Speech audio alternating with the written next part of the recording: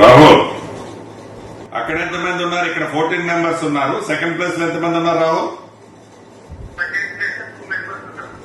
చెట్టు మీద ఉన్నాడు. ఓకే, దీనికి ఎట్లా అయిందనేది ఇప్పుడు సీనియర్ ఆఫీసర్స్ తో కోఆర్డినేట్ చేసుకోండి. అరవింద్ గారు టైం టు టైం మెనోలు కూడా కాంటాక్ట్ పెట్టుకోండి. ఈ చేపర్ ఏదైనా ఎదర్ పర్మిట్ చేస్తే చేపర్ దాని మీద కూడా immediately you take call. And light fail అవుతుంది, ఇమీడియట్లీ మనం డెసిషన్ తీసుకోవాలి. చూడండి, టైం టు టైం మీరు అప్డేట్ చేసుకోండి. ఇది ఎస్పీ ఎవరు ఇక్కడ? మెదక్ ఎస్పీ మెదక్ హరీష్ గారు. హరీష్ గారు మీరు ఎక్కడ ఫీల్డ్ లోనే ఉన్నారు కదా?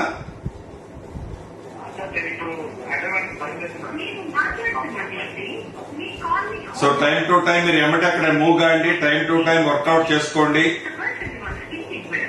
రెవెన్యూ అండ్ పోలీసుని కోఆర్డినేట్ చేసుకుని ఎక్కడా కూడా ప్రాణ నష్టం, ఫస్ట్ టాప్ ప్రయారిటీ ప్రాణ నష్టం జరగద్దు.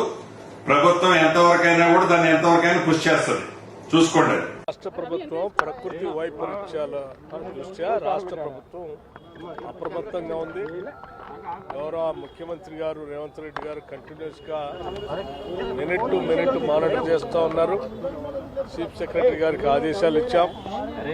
సంబంధిత అధికారులతో పాటు స్పెషల్ గా ఆఫీసులను కూడా ఆయా ప్రాంతాలకి డ్యూటీలు వేసి వాళ్ళన్నింటినీ పర్యవేక్షించడానికి ఆఫీసులను కూడా కేటాయించి పంపిస్తూ ఉన్నాం.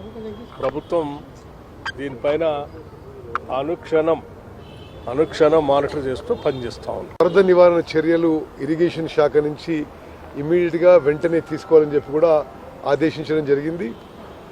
మరి ముఖ్యమంత్రి గారు కూడా కొంత సమయం లిటిల్ వైల్ బ్యాక్ వారు కూడా మెదక్ అండ్ కామారెడ్డి జిల్లా అధికారులందరినీ కూడా అప్రమత్తం చేయడం జరిగింది. అన్ని విధాలుగా ప్రభుత్వం ఈ ఫ్లడ్ లైక్ సిచ్యువేషన్, ఈ వరద నివారణ చర్యలకు అన్నీ తీసుకుంటున్నాం. తప్పనిసరిగా ఈ వరదల్లో ఆర్ లైక్లీ ఫ్లడ్స్లో ప్రాణ నష్టం కానీ ఆస్తి నష్టం కానీ మినిమైజ్ చేసే ప్రయత్నంలో ఉన్నాం.